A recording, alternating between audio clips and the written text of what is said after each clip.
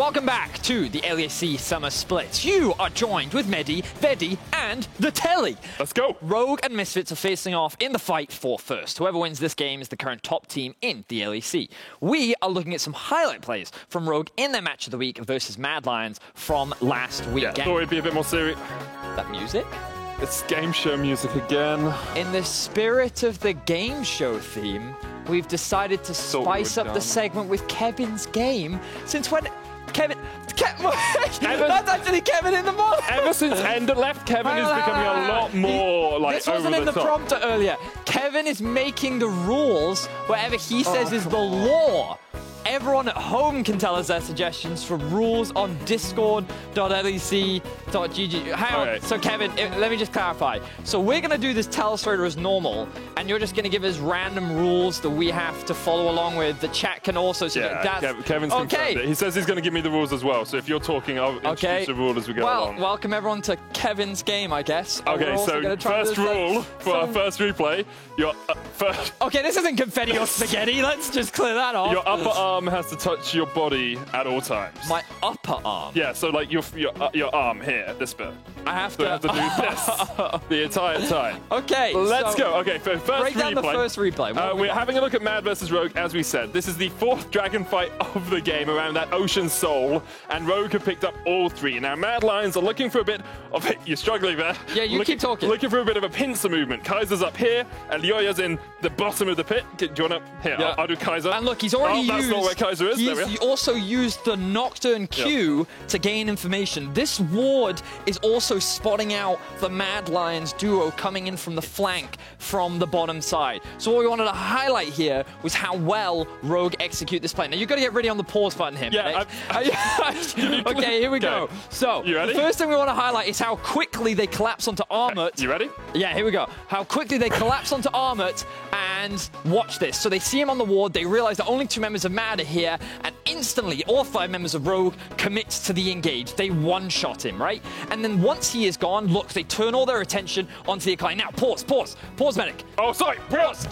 Okay, new rule, by the way. We have to praise Odoamne no matter what. It's all praise Odoamne. We're getting rid of the armor. It's from Discord. Okay. All right, so what we see here is actually the important thing you got to look at is Odoamne. As always, the man, the myth, the genius, the legend. Poggest of poggers. Look at him here, not there. Yeah. Look at him here. Look at how his focus is on Humanoid. He is leading the team here. Exactly. He sacrificed half his health bar as well. No one else has sacrificed that much health. I think it was Odo that was telling Trimby to use his ultimate to cut off the follow-up from the rest of the team to stop these two here from attacking our Lord and Savior, Odoamne. So let's roll the clip, medic. Oh, I don't have to do the jump. Once again, Odoamne positioning here. Look, he managed to survive against Humanoid. That's an Akali. We all know how fed Akali is, just generally how strong he is. He did get knocked up there, so he took that personally, and then he led the charge into killing Kaiser. But this team fight, led by the wonderful Odoamne from start to finish, was just beautiful. And I thought at this point, Odoamne and the crew were going to lock in the game and it was going to be over. But then, we have to talk about Odoamne's arch nemesis, Humanoid. Okay, Humanoid. Humanoid is what we have to talk about. New rule quickly before we talk about Humanoid. You have to bounce the ball with one hand at all times. Or pretend to bounce. We don't have real balls. Okay. So we're going to pretend to bounce these balls. We're dribbling. One hand. That's two-handed. Okay, I'm passing between them, you see. So talk about Humanoid, because we've only got a minute left. Humanoid has been sitting on this control ward to set up for a flank, because what Rogue want to do is look to reset before the Elder Drake, just spawning in about a minute's time. So what he's doing is Rogue is completely unaware of how he's been able to get in behind them, but he spots them on that ward there. The TP instantly comes in, and they are one-shots. Beautiful execution. And importantly, this is a great fight for Mad, and they managed to get stuff off the back of it. But what comes next is actually even more telling for the Mad Lions. It certainly is. They're trying to reset right here, but in the end, Humanoid actually can't get back. That's true. But I know another rule is about to happen. So what's the next rule?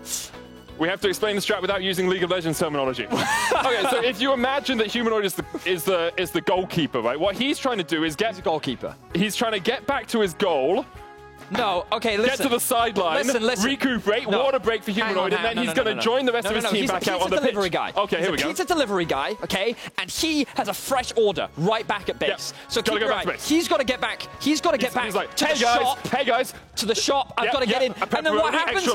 Pause it right here. Right there. Do you see what happens? He's trying to get back to the home base to pick up the pizza that is important to the And Kazi prank calls him. Kazi prank calls him. Kazi goes, hello, mate. I've got Mr. Wolf here for you. I'd love to give you some Hawaiian pizza. Yeah, and all of the Italian fans get really mad because you can't put pineapple on pizza. Right, so and they get really angry over here. So then that stops Humanoid from being able to get his pizza and deliver it to the person that actually ordered it. Exactly. So then when he comes back, he thinks that he's delivering it to the right address. Prank call. Rogue are there waiting for him. He ends up dying, and because he dies while Mad does get the Elder, Rogue end up getting the Baron off the back. I'm going to have to interrupt you. I hope that explains everything for you. The pizza delivery man was in the right place at the wrong time, but then the prank call messed it up. Let's find out who will sit on the top of the LEC by the end of the day as our two first place teams face off. Rogue versus Misfits. Wow. We did well. That was good. Cagel, I think you had thoughts. You had a way to summarize what we just saw. I don't know if I can say it. I just say it. Confetti, spaghetti. That was shetty. Shetty. This just sounds vaguely like another word that we know. No, you know what? One of the rules should have been in Kevin's game. Well, the rules should have been you can't use your hands anymore and you have to do a handstand. So they have to go on their hands and they have to get their feet in the air, and that's how they can use Telestrator. No, I think I want to see Medic and videos do a handstand. Well, okay, all I'll say is, regardless of how you felt about that content, you have opinions, which means it was good content. I have a lot of opinions. I think nonverbal communication, interpretive dance, Kevin, for the next game. In the meantime, we're not so interpretively. Like Pictionary? Yes, gonna dance our way into Champions League. This is a very big game. It is game 4 of the day. It is Rogue versus Misfit. It is a battle for first place in the LEC. These two teams currently tied at the top. Misfits, can they maintain their strong form? And Rogue, can they prove to all of us that they are the best team in the LEC? Yeah, both top teams going up against each other. Both bit of different playstyles, I'll say. You know, Misfits is more well known for kind of playing towards the top side. That's where Razork puts a lot of resources. And I think you can see it in their drafts as well. They don't draft losing lanes bot, but they draft like, not, let's just say not winning, you know, neutralized lanes in a sense. And they play more towards his top side. Whereas Rogue really like to prioritize things like Kalista for hands and play through bot, although last week we saw something different. Anyway, straight into the draft, looking at things like Gwen, you know, there's the Kalista we just talked about banned away. Xin Zhao perhaps could be quite high priority. And Lee Sin as well has been shown first big priority. And LeBlanc also rising in the priority gives more reason for Lee Sin to be strong. You know, LeBlanc, Lee Sin, very powerful mid-jungle, of course. And in the early stages, kind of wins out against most matchups in the current meta.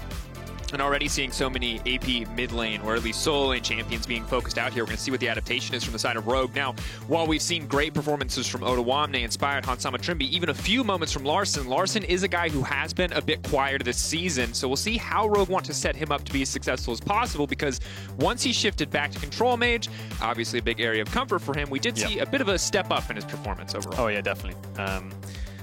He did say in an interview that he does feel comfortable on these kind of meta champions like Jace and Lucian, but he hasn't been finding the success in terms of just raw lane stats. You know, we know him as a control mage. Even when we had him on Euphoria that time in spring, he said that he was a teamfight god. So that's where his strength came. To be fair, he said he was a god of a lot of things on that episode. Yeah, he was the ginger god, he was the jungle god. It was hard to keep up. But important to note here, interestingly, Thresh has made it through picks and bans, has been picked up, which opens up a huge pool of potential hyper carry options on the bottom side for Kobbe, and could potentially indicate a shift in focus from the Misfits from their normally very strong top side to this bottom side. Yeah, expecting a Phelios on 3-pick here for Misfits. Maybe Rogue will answer with the Nautilus here into the Thresh, which would work pretty well, because you have a Nocturne flex coming in, so support pick wouldn't be too bad just to match it and keep the Nocturne flex, because obviously you can go top jungle mid, so why wouldn't you pick your support right here? Ziggs probably going towards the bot lane. There's the Nautilus match into Thresh, and we're expecting an Aphelios coming in here. Yes, Jinx does work, but I think going 4-5 and getting both those banned out just makes it so you struggle. Now that Kalista's down, I think those are the three kind of AD carries that work really well with Thresh. Jinx and Aphelios because they're mobile, and Kalista for the just Lantern ult, you know, the interactions to get away, as well as having a strong lane phase. So now, Misfits, what do you ban away? You kind of have to guess where the Nocturne's going. Obviously, best guess is probably towards the top lane, so banning out things like the junglers. Fiddlesticks could be a good ban, or banning out mid laners from Larssen. Jace could also be a good ban, but taking away control mages, like we just said, probably the safest option. Limiting Larssen's comfort picks here. Interesting to see how this composition is going to shake up. Of course, the nature of Ziggs means you are going to need to find a little bit more AD damage elsewhere. Nocturne sets you up for that so far, but with a jungler more likely than not, although we could see the Nocturne Flex into the jungle. Of course, want to see how Rogue round out this composition, whereas they've already banned away the Sylas. They see how many powerful ults they have at their disposal. They have no interest in giving that one over to VTO. Yeah, I wonder if VTO is going to go for Syndra here with these bans. Sylas already taken away, Akali down, LeBlanc down, a lot of power picks are taken off the board. There's the Jace, like we just touched on. I think a Syndra pick on 4 could be good to keep the Viego Flex alive until 4-5, because obviously you can go towards top, which you'd expect, but it can also go towards the jungle. See if Rogue spot that out and take that off the board. And certainly, Syndra, another champion who would benefit greatly from having a Thresh in the mid game, the Lantern acting as that additional escape to compensate for Syndra's natural weaknesses. But that said, Misfits taking their time here. They get the luxury of last pick, but who are they going to give it to? It's going to be the Volibear locked in for now. So instead of killing the Viego Flex towards mid, they kill it towards jungle. That Volibear is going to go towards jungle. Viego still a flex for both solo laners, and now Rogue have to reveal their plan. I'm expecting the Nocturne to go towards the top side. Could still see a Lee Sin come out here, although it's quite weak into Volibear. I think Trundle could work pretty well into these tank junglers as well, but it's all up to them. I think Nocturne obviously best towards top side. There's the Victor, control mage for Larssen, much more comfort, much more success.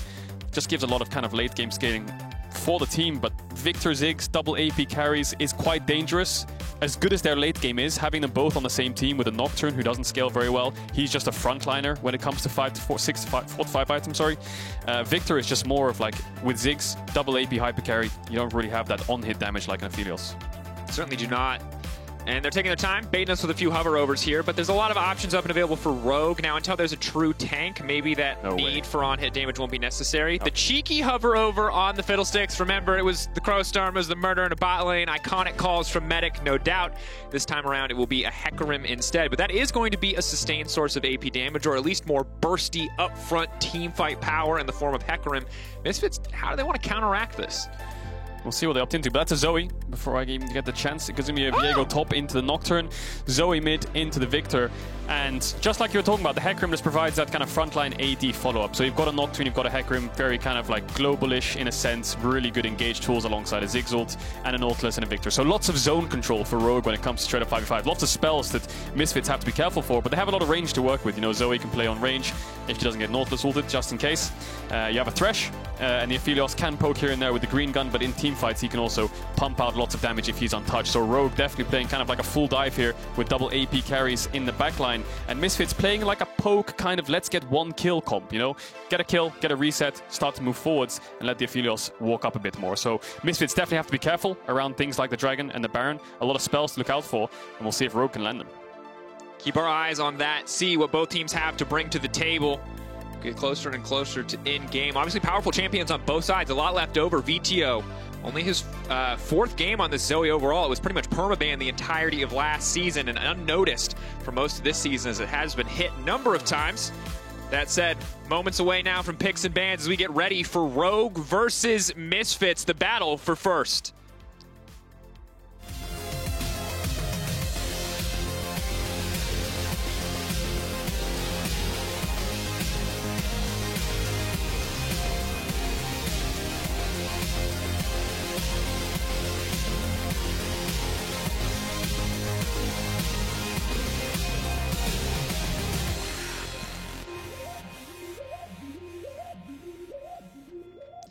And here we are, Kadril. This is a big game. Misfits, of course, we've talked about it before. This is a team, at this point, just hoping to make playoffs, hoping to find higher ceilings than they have in splits past. And, of course, only a few wins away from getting close to the playoffs point. Of course, 9 wins is usually the magic number. Maybe there's some tiebreakers. They would obviously prefer to have 10. But beating Rogue here is more than just a vie for playoffs. It's a vie for the top of the table. On the opposite side for Rogue, they feel like, and we've had confirmed by a lot of expert opinions, the best team performing right now in the LEC, and that's something you have to hold on to. That's something that can slip out of your fingers in a single game, in a single week, if you let it slide away. Yeah, I think you're definitely right, especially when you look at the context of the games. You know, Misfits' win against G2 wasn't exactly a Misfits win in a sense. Their game was very sloppy. They should have lost that game. G2 had it in their hands, but obviously well played by Misfits to get the Elder Dragon, well played for them to get the fight, but just the fundamentals, G2 seemed to have outclassed them in that game alone.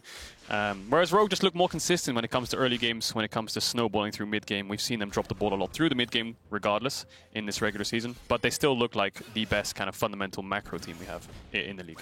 I completely agree. And of course, Ziggs is a relatively new pick. We've heard a lot about it going around in scrims. Hans Sama has been busting this one out in solo queue, so well practiced there, and we'll keep an eye on how that bot lane will go, especially as Hans Sama gets a Lost Chapter, gets towards those first items, which have been reduced by 200 gold in terms of cost on this patch. Yeah, and Rogue, they have 3 TPs. I think Hans Sama just wants to TP back on Lost Chapter. 1,300 gold is where Ziggs' ideal TP back will be, so I don't think there'll be that much trading in bot lane. Yes, Hans can get the push, but his jungler's pathing towards top side. We can see both junglers moving up towards the top lane. Odoamne no flash, of course, so very vulnerable to ganks, especially Razork pathing up there. Opting to go for no level 2 gank, obviously, because he's playing Volibear. Doesn't really need... he does need all access to his spells, sorry. So playing with just 2 spells is very difficult to him to actually execute a gank. But still, inspired, smart pathing. Raptors to Kurks to red, makes it so the red buff lasts longer. And Hecarim, a pick we're going to have to keep our eye on. Of course, Elyoyo busted it out once this season. It felt a bit outdated. Perhaps Divine Sunderer changes are enough to bring this champion back into the meta, but we've yet to see a really successful Hecarim tear through an LEC game. That said, Inspired, one of our best junglers. If anyone can do it, it certainly is him.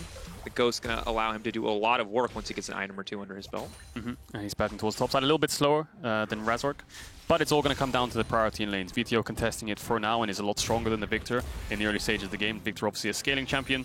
Zoe quite strong in the early game, has the CC to work with a bubble. Volibear and Zoe can get an easy kill, so I think Razork should have first access to this crab. Maybe we're going to see a double crab come out here. Although here it doesn't actually have the top push, he should be able to move at a moment's notice because VTO has the push in mid, so he can just match Odoamne, whereas Larsen's just going to be kind of stuck under his tower, as we see some trading in bots. From Trimby, Satchel Charge comes out, Ignite as well. Kobbe forced to flash away, very well played, but that's going to be the snare follow-up. Vander doesn't have enough damage. Hans Sama there with the body block again. Clean movement coming in from the Rogue bottom lane to survive on that one. The turn could have been big there. The gun coming in at the perfect time for Kobbe. Yeah, 3 combat summon is used from Misfits for the Ignite on Trimby. Razork, as we just talked about, got the top crab. He's going to get the bot crab, and I'd love to see bot wave for Rogue. Have they crashed it in time? Because Razork could look for a bot gank if they don't push this in time. Inspired should know that Razork's down here, so Rogue's bot lane probably going to back off now. And Inspired loses both crabs. So struggling in the jungle in the early stages, as expected. Volibear a lot stronger than Hecarim, but the bot lane seems to be going well for them, as it always has been. As it has. And on K'Draw, I think it's important that we remember the context of the last time these two teams met. Because when you look at the gold, when you look at the stats, it was actually Rogue who were ahead for the vast majority of the game. But it was some miraculous plays from Misfits, some incredible turns that let them get the lead right up until this moment, where a Fiddlesticks and a Nocturne work together to come out over the wall from Fog of War, turn a game around in an instant, and also sign, seal, and deliver a potential album deal for Medic in a future metal album. And that was a crazy game, but I think the important thing there is that while Misfits have fallen behind against Rogue before, they have found ways back into the game. Yes, ultimately Rogue still won, but that is a big deal when we talk about Rogue kind of sometimes struggling to convert these early game leads into reliable wins. Yeah, it's always the mid game where they seem to drop the ball, and I don't hear Vander's just going to flash forward off the hands. He's just going to be dead here, I think. Clear follow-up, no way for the Ziggs out. Satchel Charge, not nearly going to be enough. Kobbe going to finish that up. First blood for Nephelios is a damn good sight for Misfits. And when you talk to pro players, you ask them what makes Thresh so powerful. Well, not only can he make the immobile AD carry so strong in the mid to late game because he can reposition them, but also the gank setup in the early game is fantastic. Lantern into Flash Flay. There's really no way out. Hans probably should have just saved Flash there. Can't even close the distance. Razork didn't even have to use his own, so he drops first blood to Kobbe. I mean, Hans doesn't have the TP from earlier on, doesn't get the Lost Chapter by because he was forced to base. And now bot lane's kind of swayed into Misfits' favor. Yes, they got the first blood, so it seems obvious, but the Ziggs not getting that Lost Chapter really hurts his wave clear. This could be big, though. Inspired moving to the top side. Maybe can get a gank down here. Here it already burning the Spectral Maw. Good damage back to Odoamne. Odoamne going to be a little bit in trouble. He's going to walk away. The Fear coming out at the perfect time. And here comes Inspired. Here it going invisible. Flashing forward. Desperate. He gets pushed in, but he misses. Ooh. The Blade of the Rune King will not connect. The Triumph Field coming in. Inspired almost betrays Odoamne there, but Odoamne's smart way to set it up. Larsen might be getting dove here. VTO misses the bubble. The bubble's big. Vander flashing the hook, will not connect. Larsen will make it out to safety. VTO taking away the stolen flash, a bit frustrating, but even gold overall still. Flash for flash though. Razork also tried to commit to that play, but didn't find the angle in. And you might be wondering why Odoamne didn't actually just spell shield the stun from Hirit. He was just baiting. He just calculated, he knew he'd live by an auto attack or two, and got the fear off just in time. So we're going to take a look at that one again. And you can see Odoamne has all his spells up. He could just spell shield this, but the second he does that, Hirit will run away. There's no reason for him to stay here. But because he gets stunned, Hirit commits to the trade. And that's why Odoamne procs Ignite and Fear, because that's all he can do. Now, Inspired almost betrays him here because of Hirit's flash. Knockback, he flash. buffers it with the knockback. So really well played from Hirit. Can't really kind of criticize Inspired there because he flashes the knockback. So that would have been a crazy play. If he got the kill, got the reset, then lived, that would have been unreal. But now we might have a fight on the top side. Inspired's hovering around Odoamne. His wave needs to crash on the tower. Both junglers know it, but Razork's level 5. Well, now has to run for his life. Here at very, very low.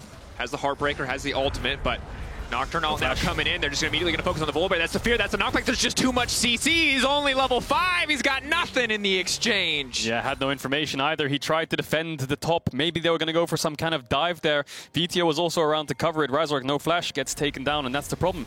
I mean, Razork did get double crab in the early game, so you'd expect him to be ahead in experience, but hang on, Odoamne might have found Hirit here. Dash away, big fear, good damage. Auto attack, Conquer is going to force the ult out just to be used might be able to finish him. He has the E up, doesn't have Ghost so or ult fast. though, but Hirit, he can just cancel him. Wait for Odoamne to push it in. There's no TPs on the enemy team, so they can just play the slow. Yeah, easy quick up. Here, nothing he can do. Just walk out. The second he burns the stun, that's really the only counterplay he has left, but forced to do so just to deter Inspired. And just like that, 3 plays, top side's fallen apart for Misfits. We talked about Misfits' strong side being their top side, and they're trying to play towards it, despite the bot lane gank and Razork using his time to look for these proactive plays. He fell down a level, which snowballed into him dying against the 2v1 engage from Rogue, which snowballed into Hirit getting dove, and now all of a sudden Inspired's 3-0 on this Hecarim, which scales really, really well. And for most of the season, we could have called this a stylistic mismatch because Odoamne very rarely got jungle attention. But what we saw last week from Rogue is that when they need to shift focus, when Odoamne is a strong point on the map, when Hans Sama does fall behind, they can shift that attention, and you can see it here again. Inspired living topside in this game. And you can see the pivot in the draft. You think of Misfits, you think of Rogue, you know, Rogue bot side team, Misfits top side team. Just like we can see below us, Odoamne was getting a lot of attention in week 4. And that's because, you know, when things like Kalista are banned away, you don't really need to play for bot lane. So Rogue can pivot at a moment's notice and just play more towards top side when they want to. And it's working for them this game as well, so Misfits definitely struggling. Starting up the Herald though, I don't think they're going to have much top push, and Inspired's on his way up, so if he spots this out, they might look for a fight. Vander's already hovering, so they should be able to get this, but might be tricky. Razork still has no flash. Odoamne's ultimate's coming off cooldown soon, and so is Inspired. I think they just have a window to get out with this Herald before the ultimates come up. A heads-up play from Razork here to take this one away in a very tight time window. Bit risky, but VTO using that mid-priority has certainly paid off for the team, and this should lead to balancing out some of the gold discrepancy that you see now. 1,500 just about between the teams. This should amount to 600 or more, depending on how effective they can be with this Herald. Level 6 now here for Razork. Maybe we see a retry on that dive mid lane into Larssen. That said, hard to dive a Victor. I'll be completely honest. A bit difficult when he has all of his spells up. Yeah, if they can land the chain CC, you know, bubble into hook into stun, then it should be pretty easy. Has no flash, and I expect the Herald to go towards mid because that's the winning lane for Misfits right now. That's what's kind of keeping the game intact. You have a pushing bot and you have a pushing mid. The top side is struggling, yes, but this mid push is kind of keeping it all together so it doesn't fall apart. I mean, if let's imagine a world where Larssen has to push. You know, he's playing as though he has a pushing mid. Hirit would be getting dove right now. So VTO pushing in mid, hovering towards top, is keeping Hirit kind of safe under his tower. And Cage, correct me if I'm wrong here, but I think it's a bit of a difficult situation for Misfits who have the Aphelios. He gets the first kill, he should be ahead, but you're playing against the Ziggs, who just neutralizes so much of your ability to push and provide advantages. And for Misfits, they've been so reliant on 2 members for the most of the season. It's been Hirit and Razork. Yes, VTO has often brought it back in teamfights, but these two have been working so well together. And Hirit has been quickly pulling ahead and rising up in the top lane standing. This guy has been a monster. This game, he's getting blasted. Yeah, when we had Candy Floss on U4, you know, he said that they were kind of using the strength of the new patch to their advantage, or the new champions, Gwen and Viego. And that's where Hirit's been shining the most. Gwen, Viego, and Renekton. They've been putting resources onto top side. These carry top laners. Hirit's been playing fantastic. But this time around, Razork hasn't really found the lead he would want. You know, Hirit went for that kind of clutch 1v2, didn't find it. Razork finally arrives, but it falls apart. So Rogue in the driver's seat here. They just have to match the Herald play. And I think the biggest thing that I see a big problem here for Misfits is the amount of wave clear Rogue has. You know, Victor and Ziggs, it's going to be really hard for them to siege on the towers. So Misfits need to make sure they get a good early game lead and set up around Baron, because you have the Aphelios, should be able to get it pretty easily. But when it comes to sieging, the amount of wave clear is going to be pretty tricky for them. And again, hard for Kobbe to just sit in this bot lane alone. Really needs Vander to stick around. Vander doesn't really have the freedom to roam in this game. The Aphelios very vulnerable to a Nautilus Ziggs. Nautilus pushes R. Ziggs pushes R. Aphelios dies. It's going to be that way for the vast majority of the game unless Aphelios gets very, very far ahead. So, difficult game for sure to play out for Misfits as Rogue continue to just pull ahead in the gold. And imagine you're Kobe right now, okay? You're playing a Philios on stage, Rekos. You know, you've got your You got a Philios and Thresh. You're like, my God. You got a Thresh next to you. You're feeling confident. You got a kill, but then you realize there's a Nocturne ult, there's a Hecarim ult, there's a Ziggs bomb coming from the sky, and there's a Nautilus ult going dun dun dun dun. Yeah, and I don't know if you've scary. Yeah, I don't know if you've ever been Q-autoed by a Victor at 3 items in the late game, but it's not very fun. And it's not very interactive. And it's just TPing top here. Satchel Charge could allow them to rapidly get the tower escalate first. the pace. I think they realized that they're going to herald towards bot, and they want to TP towards top to Satchel Charge the tower to get first tower blood. Also zoning Hirit off the wave, so they're trading gold, even though the enemy team has Herald. Really smart play here from Rogue. Incredibly heads-up play, and you can see their gold lead massively balloons there. Now, it is going to be shrunk at least a little bit once Razork uses his Herald. It should be 5 plates worth of gold over to the side of Misfits if they can get the setup, but the wave is shrinking, and Inspired and Trimby cannot just be ignored here. Small thing to note, there's a ward behind him, Larsen's basing. He has TP. Odoamne has ult. This could be a 4v4 if they have Hirit's TP timer. If they want to defend it, Larsen standing in base. He could look for a fight. Odoamne moments away. Herald not even getting in front, they're focusing it down. They're now trying to burn through Odoamne in the midst of the entire team. Look at how much damage he does! Thresh running for his life. Kobbe's still alive for now. He's got the Infernum. He's firing back. Overall, though, just Inspired going down in the trade. So, Rogue, they TP top of the first blood tower, and then they know that Larsen's going to base, Odoamne is going to base and move bot, Hans is going to push out top, and Hirit has no TP. So what does that tell you? It tells you that Rogue can match numbers in bot when they try to collapse and get this tower. There's 3 members hitting it, Inspired and Trimby are already there. Larsen can TP, and Odoamne has a global. They go for the 4v4, it backfires unfortunately, but very intelligent play. Absolutely.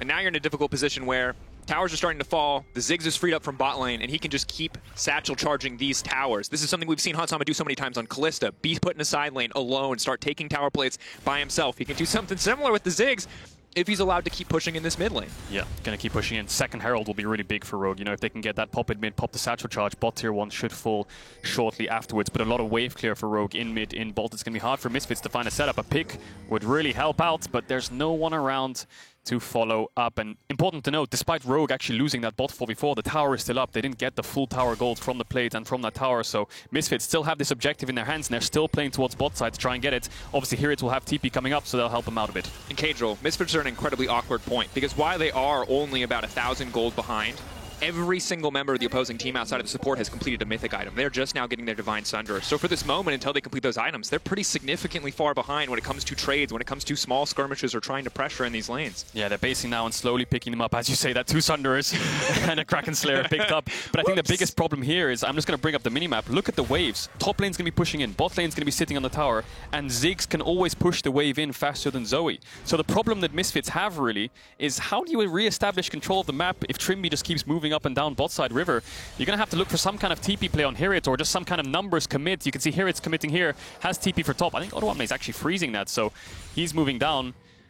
No, he's going to push it out now, but he's moving down. They're trying to use their numbers of 5 to actually push Rogue out of this bot side river to stop these pushing lanes. And Cadril, it is just difficult in general for Misfits to get vision down. Even if they can get priority against a Victor and a Ziggs, already very difficult. Who face checks the brush? It's your Volibear jungle. You don't have an Alistar, you don't have a tank top laner, you don't have a traditional tanky support. Thresh, great in a lot of circumstances, but if he walks into melee range of anybody with a Guardian, he's getting one-tapped by half the members of the enemy team.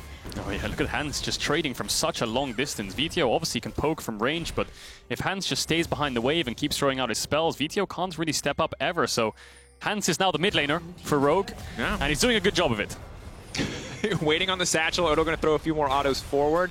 Trying to dodge out in the bubble there just so he does not have to use the spell shield. And it is Rogue in total control. Now, we've gotten used to seeing this in the early game, Cadril, against another first-place team, though. Still good to see for the Rogue fans out there. That said, they have to keep this lead growing, and they're going to try to do it by taking away the red buff. Razork, not going to let it happen. But big thing to note now is bot tier 1 has fallen. What does that mean? Well, Misfits can put their bot lane mid. Yes, Zoe on a side lane is pretty tough, but what she can do is catch waves on the tier 1 and keep moving towards mid, which means that the Ziggs shouldn't be able to push in these waves for free, and Kobbe and Vander can start to contest it a bit with Razork. What you actually saw earlier on in the last 2 minutes was the AD carrying support pushing out bot and Razork hovering behind them, which means your mid lane's obviously being pushed in, but now it's vice versa. The bot lane is now shifted mid, and they should be able to start pushing this in, and what you'll see VTO do is move mid, push it in, and then start to move bot and catch the wave when he needs to. Inspired, we'll see. 2 smites up and available. Inspired will grab this one. Can just ult out if necessary. And Kadro, the jungle matchup was what we kind of expected would be the crux of so much of this game. And while Razork was able to find that first gank on the bottom side, using the power of Thresh, it's been Inspired who's taken the lead in this one. 3-1 now on this Hecarim, getting stronger and stronger. Easy choice to say that the Hecarim's going to outscale the Volibear. And these two players in general, catalysts for so much action on their team. Yeah, and we expected most of the action to be around the top side for Misfits and Rogue as well. I mean, when you think of the Rogue Mad Lions game, what do you think of? Well, both mid and bot lane were really fed in that game, but it was top jungle support which were always fighting. Similar kind of situation here. Top jungle, always fighting. Rogue getting the better hand of it, despite Misfits getting first blood in bot lane. And now Inspired has 3 kills, he has the Sunder, and we have a Drake spawning. Rogue could obviously use the Herald mid to get mid tier 1 before this, but it looks like they're confident enough to just go for it anyway. Rogue, maybe they're baiting Misfits in here, and then they are going to go for the Herald mid and go for 2 towers. Misfits need to be careful about their positioning here. I think that's exactly what they're going to do. Here comes a bait and switch. Herald, Trimby now backing off. He takes a decent chunk of damage. They're going to try to burn through this one. That's going to be a sleepy Larssen, and they are going to grab the objective. Vander flashing forward. He hits a key hook. Larssen gets taken down. Clutch from Vander, but the ulti whiffs. He can't get over the wall. Razork has to be hitting himself after that one. Huge credit to Vander. Not only is it hitting the hook, which is such a big play for Misfits, it's engaging instantly after the Dragon falls. What Rogue would have done there is bought time. They would have thrown spells at them to buy time, a Victor stun, use the ultimate to stop them from being able to get to mid, and then they could push in for a tier 2 and get 2 towers for a Dragon. Vander instantly pulls the trigger, finds Larssen, and that helps Misfits out a bunch. Certainly does. And again, the goal is still very close, but Misfits ahead in the Drakes, which means eventually they will be able to force a 5v5 against Rogue.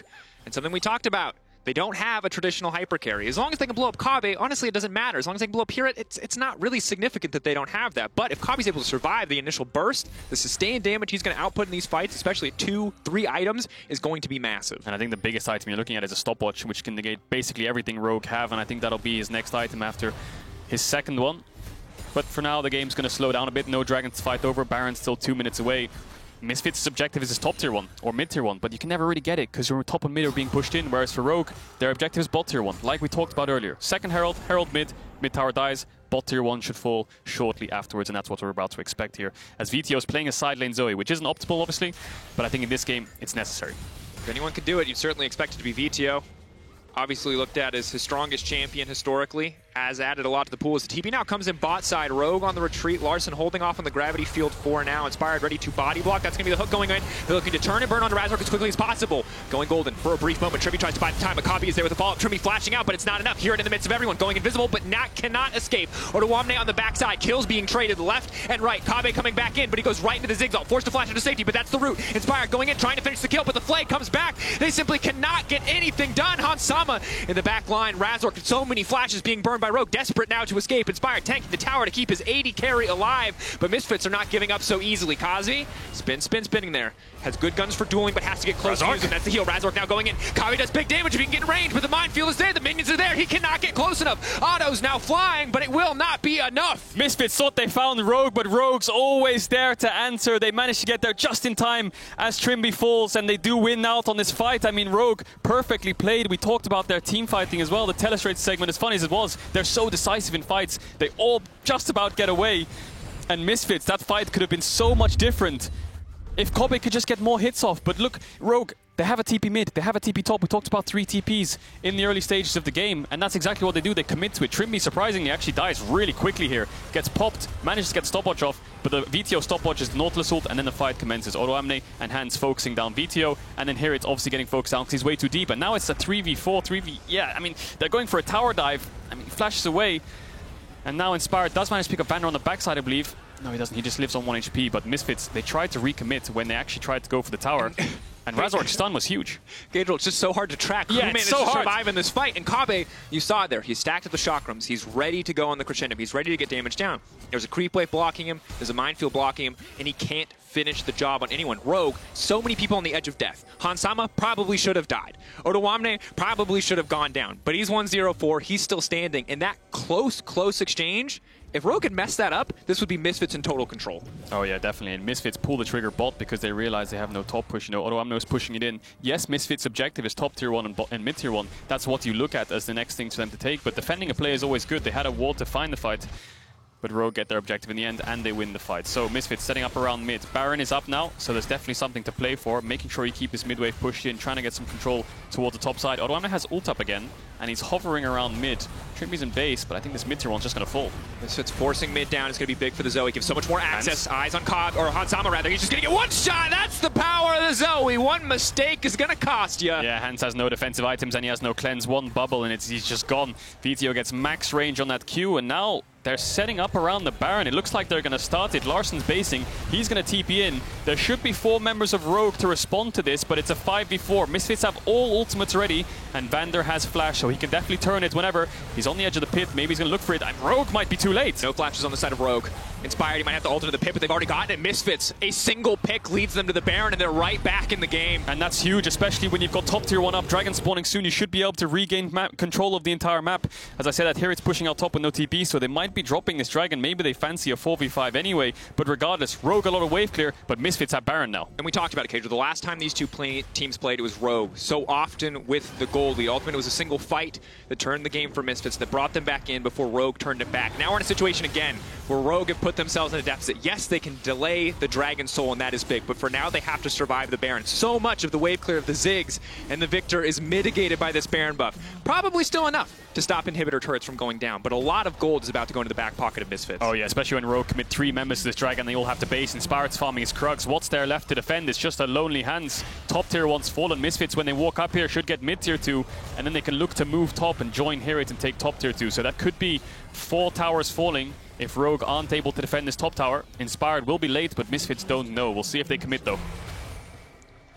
Can they fully commit here for this one? Here it has a stun. VTO over the wall. You expect to just start fishing, just to start poking. They don't really have a recourse here. Clean bubble onto odoamne, but no follow-up damage yet. Midwave's pushed in, and Hans is going to have to catch that. So Misfits have 5 men towards the top side. I think Hirit might have to base and catch his bot wave or VTO in the end and start pushing that out. But top tier 2 is their objective. They have pinks layered across the jungle. Rogue don't really see much. Just depends if they're kind of brave enough to stand under this tower. They don't have any stopwatches, so if Vander can hit a hook or if Kobbe can get some kind of root off with that purple gun, Misfits can engage. And importantly, Kobbe's cooldowns have just come up. Flash up and available, heal up and available. Much easier for him to step forward to threaten. Has the Gravitum, could look to lock a few members of the Rogue lineup up. Yeah, despite the Baron buff, it looks like Rogue do have enough wave clear. Misfits try the 2 waves, see if they can find it, but they're just going to back off now, and they are going to go towards that bot wave. Hirit obviously had no TP. That's why they were grouping up 5 men on this tower. But we're just going to get a look at that pick again. VTO just kind of hits one bubble and then basically one-shots him with a Q and an auto attack. Hans stepped into it, actually. He actually stepped into the bubble. Oh, the water's great, mate. Take a dive. And then the Q into the auto, I believe it is. There it is, or the W, sorry. And gets taken out, and that leads to a Baron. Damn. Big mistake there from Hans. And now Misfits still have Baron buff for around 30 seconds. Maybe they fancied themselves a bot tier 2. And again, part of the reason why a lot of people gave so many respect bans to VTO Zoe. Always seems to find those at the end of the day. A bit of credit to VTO and a bit of frustration probably from the side of Hansama that he does end up stepping into the bubble. For now though, 20 seconds left on this Baron buff. Cannon Minion is there. Maybe they can break another tier 2. We've talked about this so many times. We'll hold that thought. Nocturnal coming out. Buying space, buying time.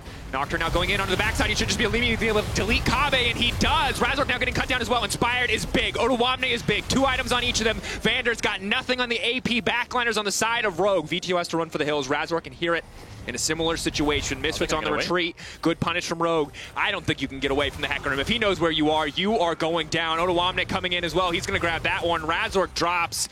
Rogue firing back, evening up the gold once again. Only a 700 advantage to their name. Yeah, Misfits get greedy. They had 20 seconds left on Baron and 1 wave in bot, so they thought they could get the tier 2. So that's why odoamne TPs. He knows it's the last wave they can work with, and they're overextended. And Kobbe, how many ultimates does he have to dodge away from, the poor boy? He only has a lantern to work with. He doesn't even have the stopwatch, so let's keep our eyes on Kobbe because so many things fly at him. You can just see the Nautilus ult slowly going onto him. odoamne is waiting for it. Jumps in at the same time. Ziggs ultimate's coming in. He manages to flash everything, but then there's still a Hecarim.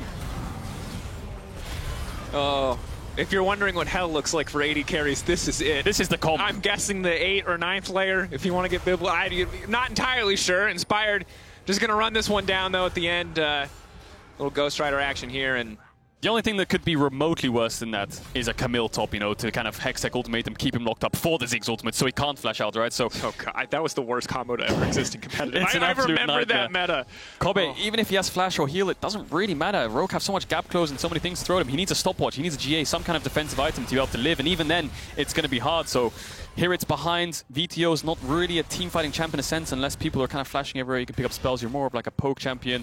Chunk someone out before the fight starts. If Rogue just instantly pull the trigger, it's hard for him to manage a fight. And Kobe is the one you have to rely on, unfortunately. And he has to dodge away from all these ultimates. Good target selection from Rogue. Well, and a lot of pressure on Kobe, right? He and Vander, I feel like, have been rocks for this team, but have not been the star players in a lot of instances. You've often been looking at Razork, you've been looking at the VTO Akali games, hear it in his consistency. And while these guys have been consistent, they haven't always been the flashiest carries for this team. This is a huge burden of responsibility on Kobe, on Vander, whose job it is to keep him safe and keep him alive. It is not an easy task. Oh yeah, definitely, especially when it's only one of the first times in the split where your top side's actually losing out, and now Kobe is the one you have to fall to kind of look to as the carry alongside VTO, and he's doing a good job so far, winning that fight and then getting the Baron, well, getting the pick and then getting the Baron and then being able to set up and actually siege. We'll see if he can do more though, because that bot fight, there's really not much he can do. I think he's trying to get the Infinity Edge before the next fight. You can see sitting on the BF sword and the pickaxe. Dragon spawning in 20 seconds, but I think Misfits without any control, it's going to be very difficult for them to even try to find something. Rogue have so much engaged, but they're all on a ward. Stun comes over the wall. Hard for them to get this one kicked off. Again, VTO can feel comfortable to poke, but really hard for them to engage into the Victor, into the Ziggs. Yep. And they don't really have that much engage either. It's a hook, it's a volley bear stun, it's a bubble. That's what they're looking for. And if they don't hit them, they can't contest. You can see VTO tried a couple times. In the end, nothing connects, and they back off. They don't have any vision. The only ward they had was that one ward in the river brush. Eventually it gets pinked out, and that's the thing with the comp of Misfits. When they don't have setup, they can't contest. No, Rogue going to grab their second mountain of the game, further delaying the soul in any forced fights as Misfits could hope to find. It does not get easier for Misfits because, again, we now have Kabi at 3 items. That is great. If he is allowed to auto-attack, he will kill everyone. Sadly, he will not be allowed to auto-attack until he gets defensive items, and I don't even think that there's a single defensive item in the game League of Legends that can stop a Nocturne Hecarim and also a Victor Ziggs. There is one. It's a Zhonya's. I think he might. This might be the one of the games where I would not judge him for building a Zhonya's, you know, but definitely a stopwatch should be the next item. For sure a stopwatch, probably into GA, but I agree. It feels bad. We need an AD Zhonya's, somebody on the balance team, because this is the game where you need it. I think he needs to farm up for a stopwatch. He has flash up soon, but Rogue are always going to be diving on top of him. Razork has a Zhonya's, so he's on the right track. It's not bad, Volbear. Volbear, very good AP scaling numbers. Yep, here it has a stopwatch too. VTO is going to have that Rabadon as well. So 3 item carries coming in here for Misfits, and Hans is also building towards those 3 items alongside Larssen. So it's a race to 3 items, race to the power spikes, Infinity Edge, Rabadons. These are the kind of biggest mid-game items you can get moving towards the late game. And it's all about Baron as well. Both these teams setting up towards it. Odoamne pushing in top, Hirit pushing in bot, and mid waves are contested. It's difficult to play out. Odoamne with the semi-global pressure, inspired obviously a lot of ability to move across the map, is highlighted already. Kadril, triple TPs, you brought it up, and I think it's something important to consistently look at. It's always going to give Rogue a bit of an advantage here when it comes to playing the map. And on top of that, maybe Misfits, they can fish for a bubble. They get a little bit of vision, they use a Sleepy Trouble bubble, they find a pick, they can find a fight. We saw, you take one member out, they were quick on the trigger, but speaking of picks, Kabe's now going to be in trouble, flashing back to safety. The Fear Shield comes down, the Ziggs from downtown, doesn't, there's nothing he can do! He doesn't even get to play League of Legends. VTO with the follow-up, though. Misfits now suddenly ready to turn, not too concerned about losing their carry, perhaps the Viego, perhaps a reset, but not going to go for it here. Here, just waiting in the stealth. Misfits keeping the pressure up. They've got the Zig still up and available. They can shred through this tower with the Satchel and turn back to the Baron if they want to. Yeah, it's a 4v4 for now. 20 seconds on both Kobe and Trimby. And Kobe, I think the engage there from Rogue was just to force this flash, but in the end, the fear connects, and so that's why they fully commit, and they managed to take him down. Trimby going a bit too deep, but VTO was in base, picked up the Rabadons, came in and managed to one-shot him under tower. I'd love to see the replay of where Vander was for the Lantern there. As tough as it is, there's a lot of spells coming towards him. I think Kobe walking up to mid-waves alone is very dangerous, so I'd love to see that one again. But nothing's going to come of it. Just 2 kills, but the most important thing is Kobe lost both his summoners. He has got the stopwatch now, so that should help a lot. Let's keep our eyes on how he uses it. You know, when the Nautilus ult's about to come in and the Ziggs bomb, he can stopwatch both of them. But then there's still a Hecarim and a Nocturne. There's so many things he has to be careful for, but maybe he can get good value out of this. I'll tell you what.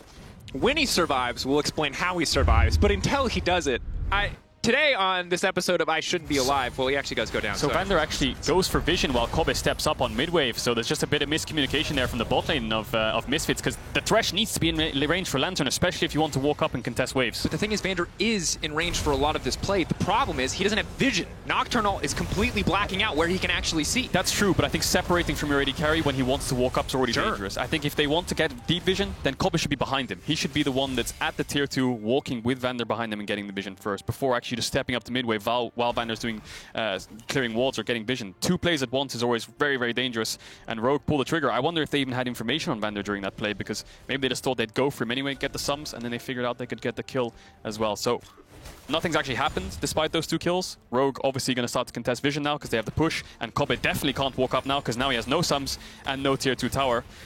And there's double death cap on the opposite side. This is what I'm talking about. This is what Kobe should do. He should walk behind Vander as Vander wants to go for vision and be safe. He needs to be out of vision. He needs to be in fog. He can't be walking up to a mid-wave when he's going for vision.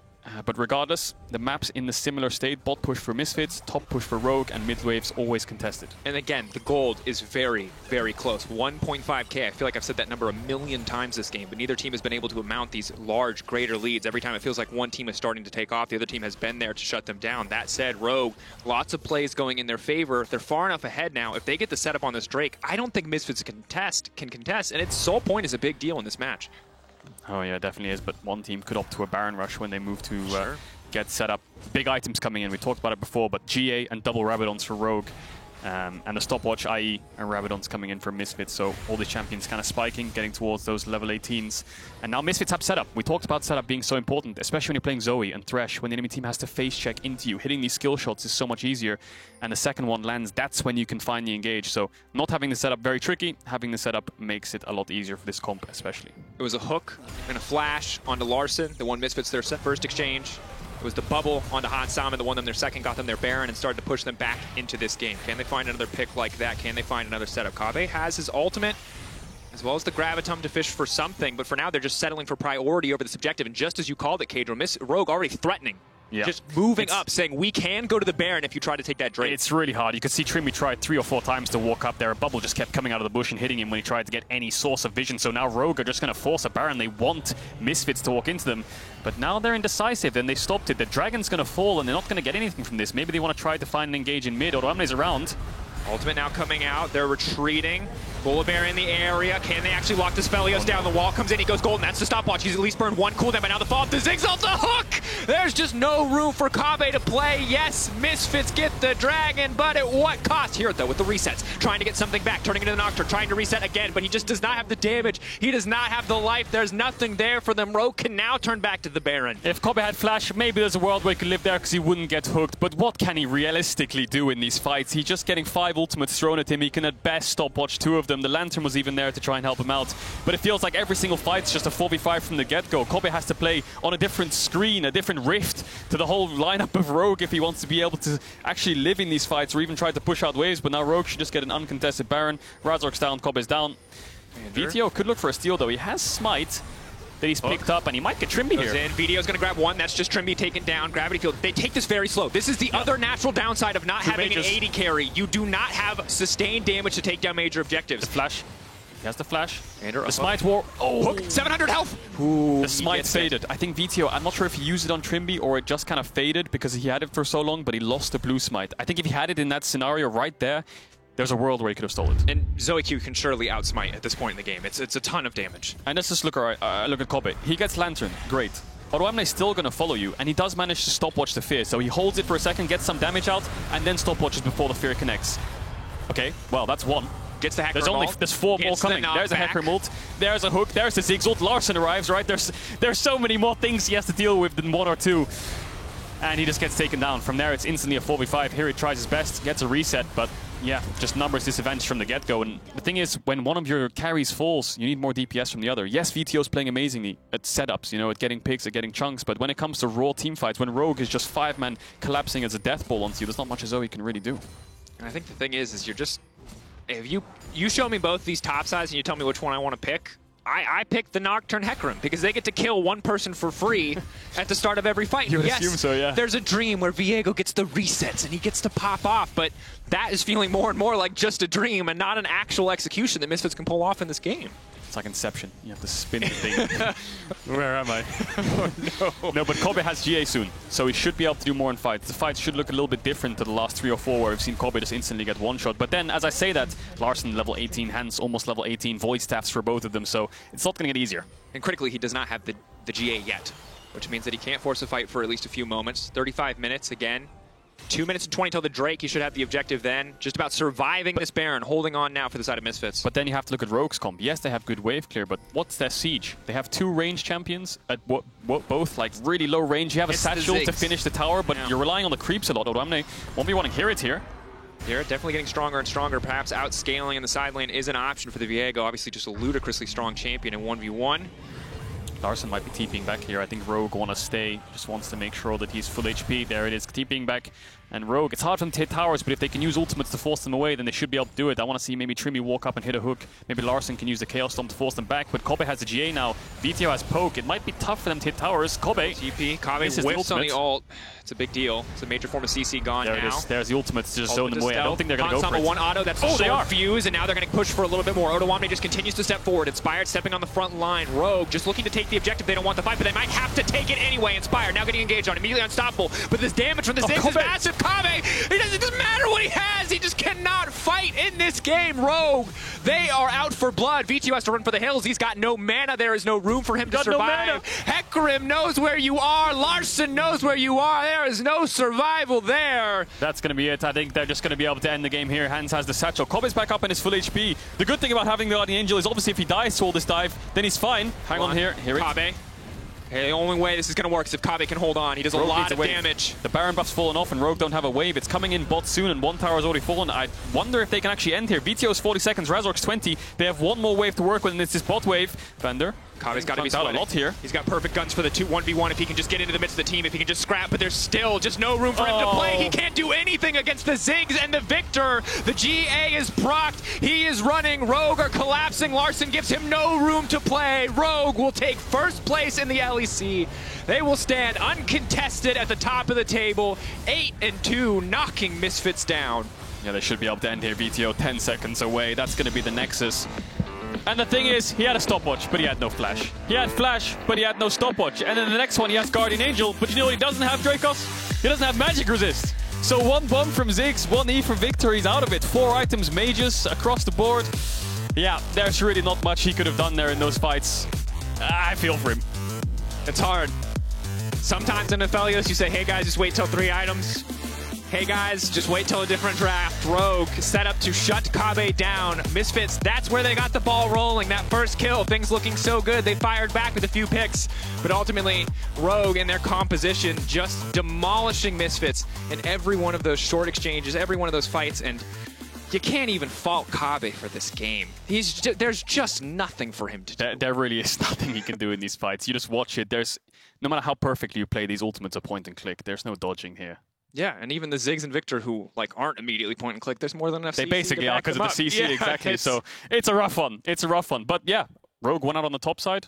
Good snowball. 1 mistake from Hans. Very big mistake, I have to admit. I mean, Rogue always dropping the ball in mid-game, we've seen. But that was pretty big ball drop. It wasn't like him getting hit by a bubble. He just walked into it. And ultimately, while it will count against him, while it's something we can look into at greater detail later, for now, Rogue have won the day. Kia player of the game. First place in the LEC, but tell me who your Kia player of the game is. At LEC on Twitter, Odo, Inspired, or Larssen are your options. Well, you heard the Telestrate segment. Kevin wants all praise to go to Odoamne. Odoamne is God. Odoamne. Or is it Inspired? Kevin said true. Kevin said true, so it's Odoamne. It's one of the 2 guys who pushed R really good. Or 3 or 4. Everyone pushed. Actually, they all just pushed R really good. Yeah, wow. Lots of good R pushing. We'll see if there'll be more R pushing in our 5th game, as G2 Esports have never lost 5 games in a row in the regular season. Wow, fun fact. But today could be the day the unthinkable happens as they close out the action alongside Astralis.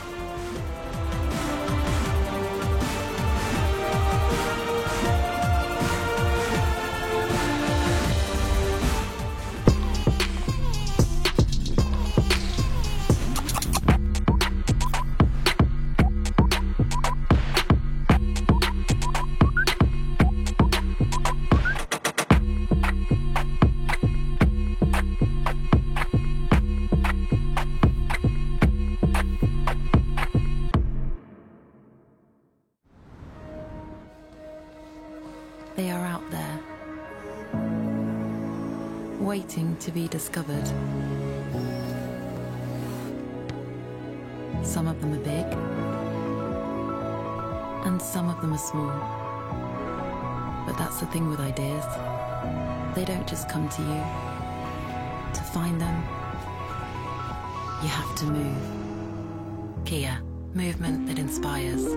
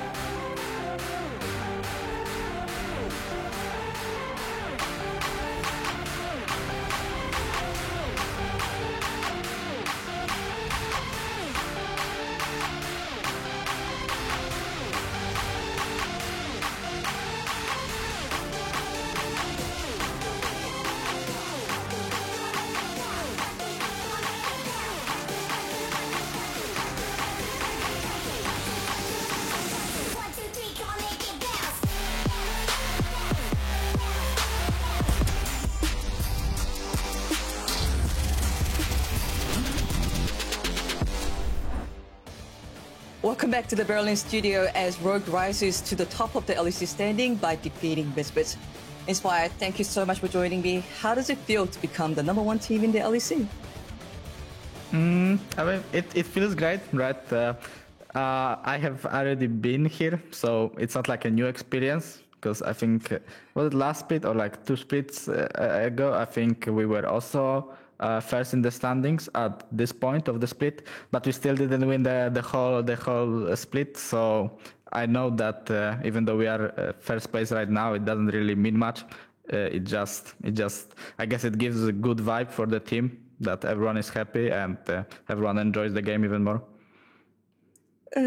Still, let's take a moment to celebrate Rogue's performance today, because you guys had a great performance with the Jix pick, with the mid lane flex, but Odoamne has won the player of the game, I've just been told, with his Nocturne. Can you tell me more about how Nocturne has impacted the game and Rogue's win condition?